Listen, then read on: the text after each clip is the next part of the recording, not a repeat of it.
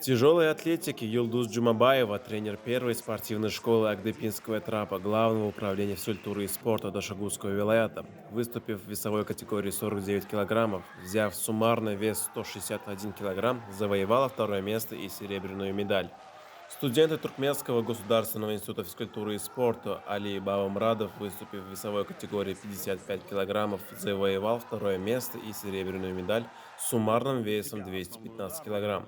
Шангиза Бахтиярова выступила в весовой категории свыше 87 килограммов, подняв в сумме 196 килограммов, удостоилась третьего места и бронзовой награды.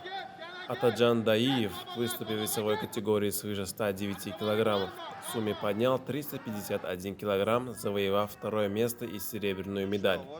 В соревнованиях по дзюдо обладателями третьего места и бронзовой медали стали учащиеся 10 класса столичной средней спортивной школы «Олимп» Бехрус Бахриддинов в весовой категории до 50 килограммов и учащиеся 10 класса 10 средней школы города Туркменабата Дилара Кандымова в весовой категории до 40 килограммов.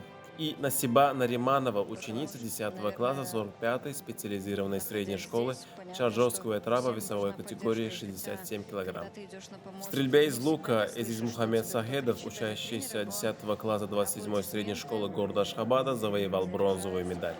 В вольной борьбе спортсмен Федерации спорта Туркменистана Зия Мухаммед Сафаров завоевал бронзовую медаль в категории 125 килограммов.